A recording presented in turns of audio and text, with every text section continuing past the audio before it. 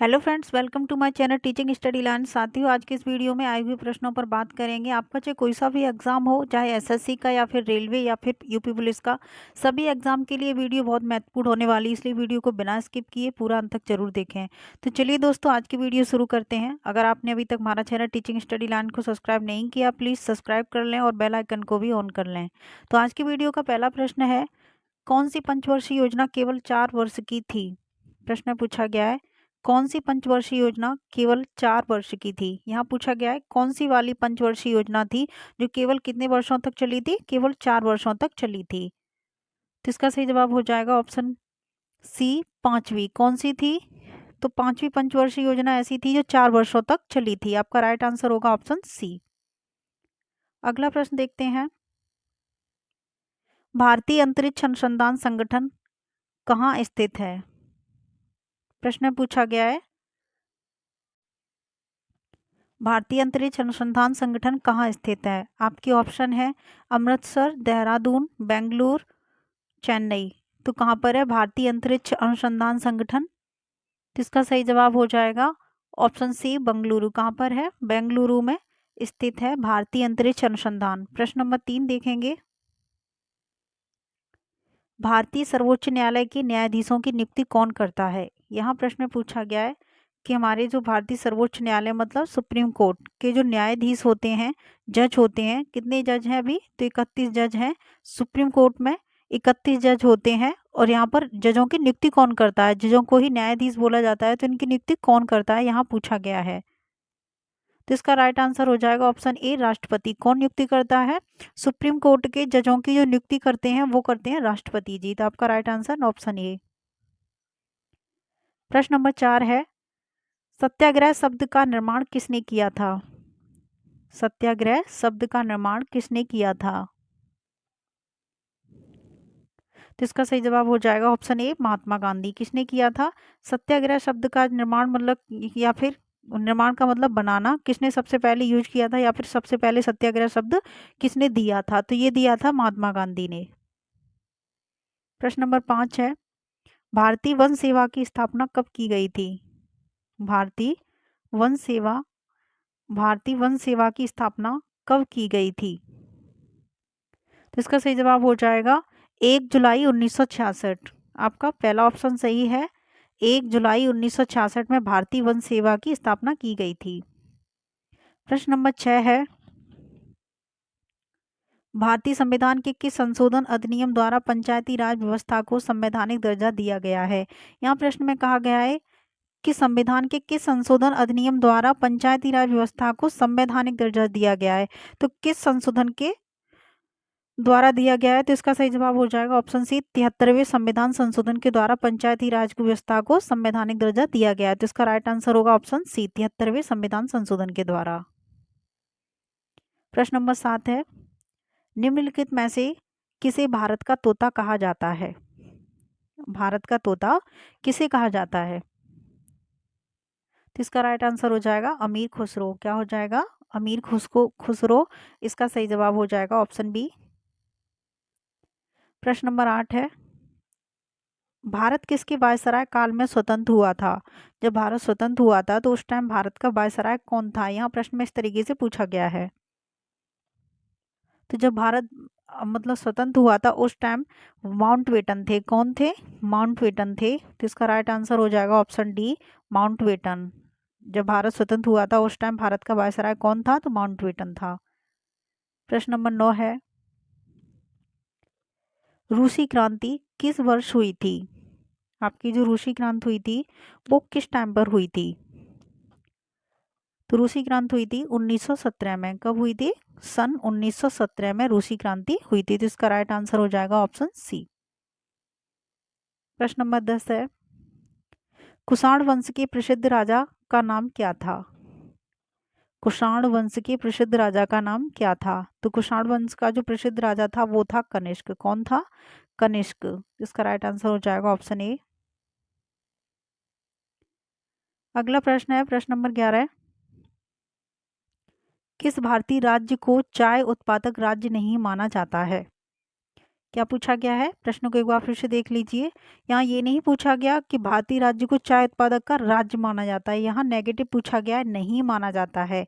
तो असम, केरल, पश्चिम बंगाल और छत्तीसगढ़ आपके 4 ऑप्शन दिए गए हैं। तो इसका सही जवाब हो जाएगा ऑप्शन डी, छत्तीसगढ़। क्या हो जाएगा, छत्तीसगढ़ को चाय उत्पादक राज्य नहीं माना जाता है।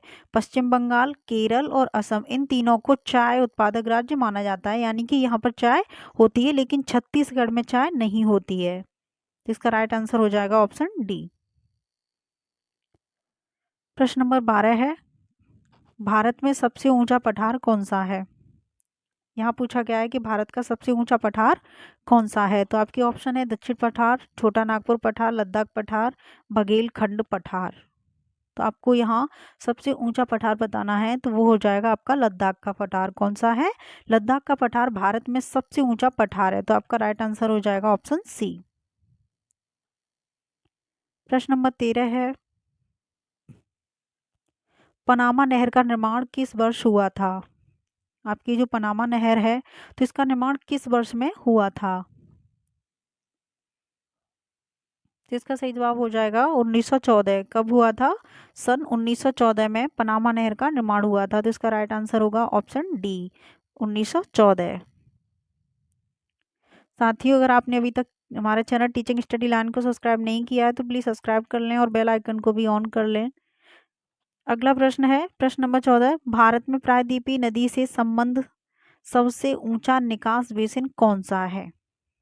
प्रश्न कह रहा है कि भारत में जो प्रायद्वीपीय नदी है, प्रायद्वीपीय भारत कौन सा माना जाता है।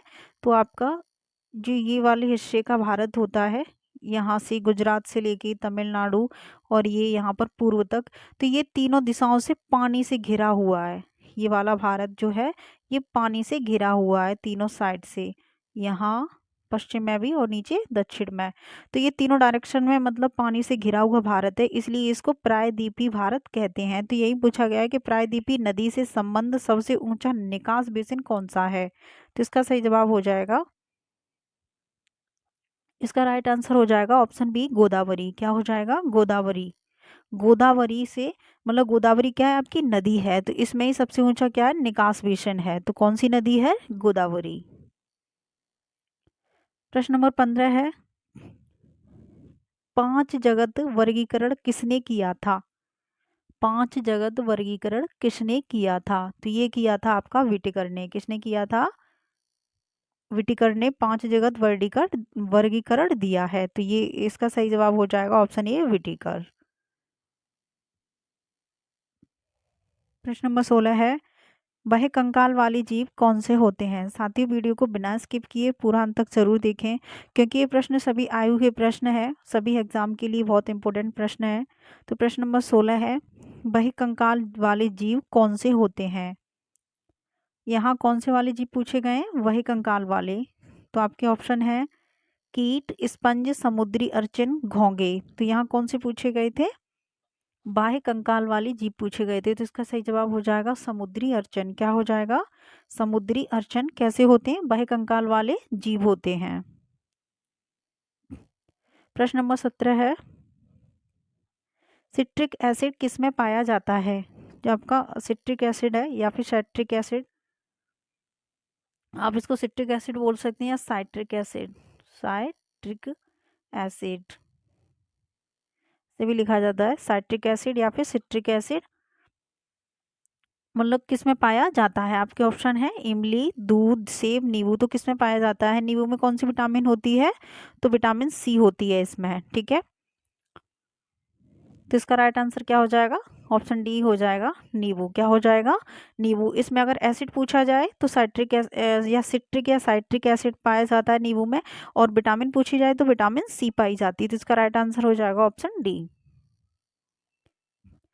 प्रश्न नंबर 18 है, निम्नलिखित में से कौन सा फीता क्रम होता है। यहाँ पूछा गया है कि आपके ये 4 ऑप्शन दिए गए हैं, इनमें से फीता क्रमिक कौन सा है। आपके ऑप्शन है फैसियोला, सिस्टोसोमा, टीनिया, एंटोरोवियस। तो इसका सही जवाब हो जाएगा ऑप्शन सी, टीनिया। टीनिया क्या है, आपका एक फीता क्रम है। ठीक है, तो इसका सही जवाब हो जाएगा ऑप्शन सी। प्रश्न नंबर 19 है, दूध की शुद्धता किसमें मापी जाती है? जो दूध की प्योरिटी होती है, शुद्धता होती है, वो किस में मापी जाती है या फिर दूध किस में मापा जाता है? तो ये है आपके ऑप्शन है हाइड्रोमीटर, लैक्टोमीटर, स्टैगोमोमीटर, थर्मामीटर। इसकी लैंग्वेज थोड़ी टेढ़ी सी है, तो इसका सही जवाब क्या होगा? दूध की शुद्धता किस में मापी जाती है? तो इसका सही जवाब हो जाएगा लैक्टोमीटर। क्या? लैक्टोमीटर। दूध की शुद्धता लैक्टोमीटर में मापी जाती है, तो इसका राइट आंसर हो जाएगा ऑप्शन बी। प्रश्न नंबर 20 है, निम्नलिखित में से किसका ध्वनि के वेग पर कोई प्रभाव नहीं पड़ता है? आपके चार ऑप्शन दिए गए हैं, तो यहाँ पूछा गया है कि निम्नलिखित में से किसका किसका ध्वनि के वेग पर, आपकी जो ध्वनि होती है उसके वेग पर कोई प्रभाव नहीं पड़ता है, तो किसका प्रभाव नहीं पड़ता है ध्वनि के वेग पर? तो आपके ऑप्शन है दाब, तापमान, आर्द्रता, घनत्व। तो इसका राइट आंसर हो जाएगा ऑप्शन ए, दाब का। ठीक है, दाब दाब का मतलब ध्वनि के वेग पर कोई प्रभाव नहीं पड़ता है, तो इसका राइट आंसर ऑप्शन ए। प्रश्न नंबर 21 है, 1 किलोबिट कितने बिट के बराबर होती है? 1 किलोबिट कितने बिट के बराबर होती है, या फिर 1 किलोबिट में कितने बिट पाए जाते हैं? तो इसका सही जवाब हो जाएगा ऑप्शन सी, 1024। कितने बिट पाए जाते हैं? 1024 बिट पाए जाते हैं। प्रश्न नंबर 22 है, लेजर प्रिंटरों की तुलना में डॉट मैट्रिक्स प्रिंटर कैसे होते हैं? यहाँ पर तुलना में पूछा गया है कि जो लेजर प्रिंटर होता है इसकी तुलना में डॉट मैट्रिक्स प्रिंटर कैसा होता है? आपके ऑप्शन है धीमे, तेज, कम महंगे, अधिक महंगे। तो इसका सही जवाब हो जाएगा ऑप्शन ए। जो डॉट मैट्रिक्स प्रिंटर होते हैं वो कैसे होते हैं? धीमे होते हैं। किसकी तुलना में? लेजर प्रिंटरों की तुलना में। तो इसका राइट आंसर क्या हो जाएगा? ऑप्शन ए, धीमे। प्रश्न नंबर 23 है, सीमेंट, बालू और पानी के गाढ़े घोल को क्या कहते हैं? सीमेंट और क्या? बालू, और इसमें पानी भी मिला दीजिए। जब किसी मकान की चिनाई होती है तो हम इन तीनों घोलों का क्या करते हैं? यूज करते हैं। तो गाढ़े घोल को क्या कहते हैं? कंक्रीट कहेंगे, आरसीसी कहेंगे, मसाला कहेंगे, या फिर भट्टा कहेंगे? तो हम जब किसी भी घर की चिनाई करते हैं तो उसमें सीमेंट भी मिलाया जाता है एक रेशियो में, और बालू का भी रेशियो रखा जाता है, और उसमें पानी भी मिलाया जाता है। ठीक है, तो किस तरीके का घोल होना चाहिए वो मिस्त्री बताते हैं इस तरीके का, लेकिन ये तीनों चीज़ मिला के क्या बन जाएगा? कंक्रीट बन जाएगी क्या? नहीं, ये भी नहीं बनेगा, आरसीसी भी नहीं बनेगा। ठीक है, और भट्टा तो एक अलग ऑप्शन हो गया, तो इसका बचा कौन सा? ऑप्शन सी, मसाला। क्या बनता है ये?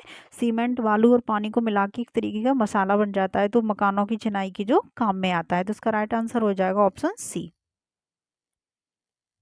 प्रश्न नंबर 24 है, पेट्रोल की गुणवत्ता किससे अभिव्यक्त की जाती है, या फिर पेट्रोल की गुणवत्ता होती है वो हम किस में नापते हैं, कैसे मापते हैं? तो इसका सही जवाब हो जाएगा ऑप्शन सी।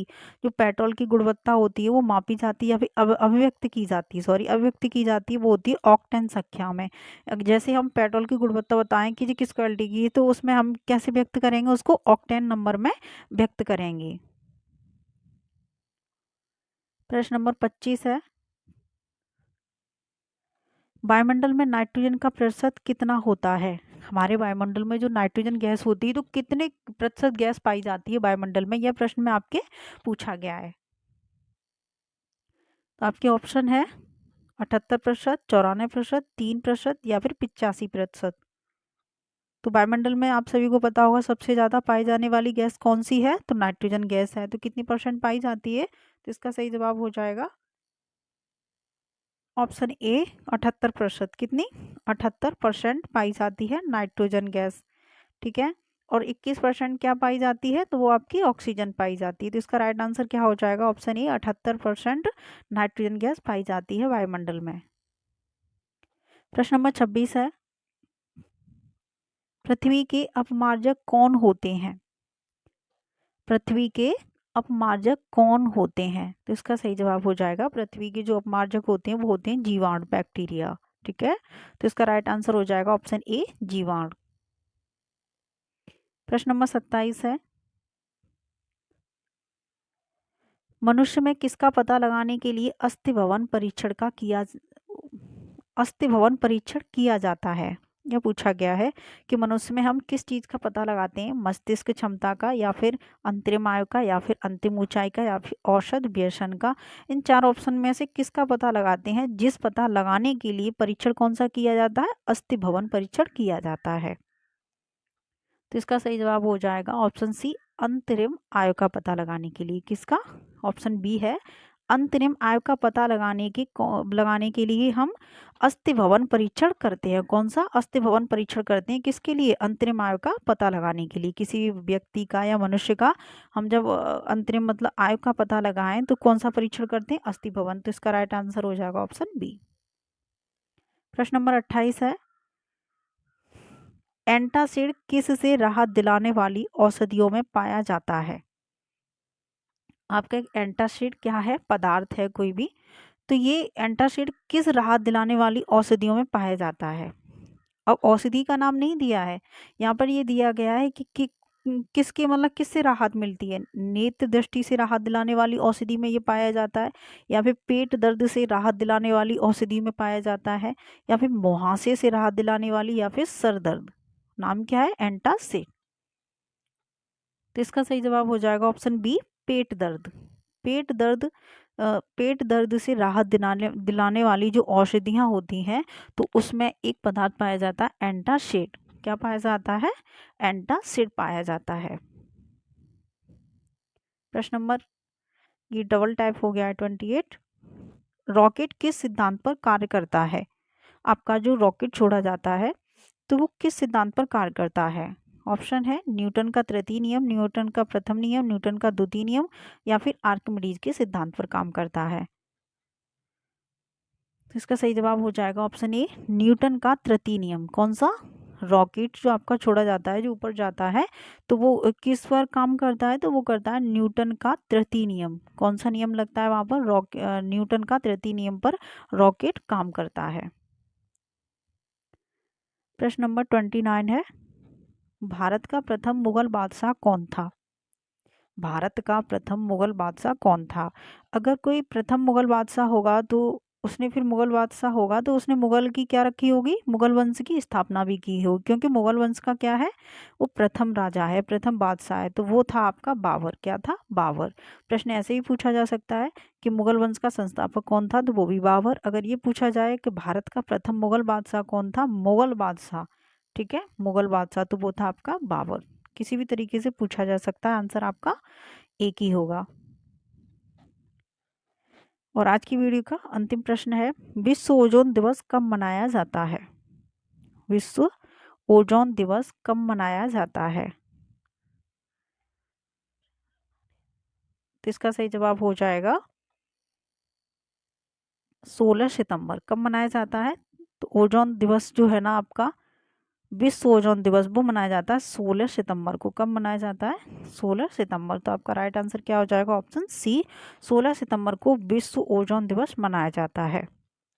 तो आज की वीडियो का ये अंतिम प्रश्न था। आप सभी को आज की वीडियो कैसी लगी हमें कमेंट करके ज़रूर बताएं, और आप सभी के कितने प्रश्न सही गए हैं ये भी बताया करें। साथ ही अगर आपने अभी तक हमारा चैनल टीचिंग स्टडी लाइन को सब्सक्राइब नहीं किया है तो प्लीज़ चैनल को सब्सक्राइब कर लें और बेल आइकन को भी ऑन कर लें।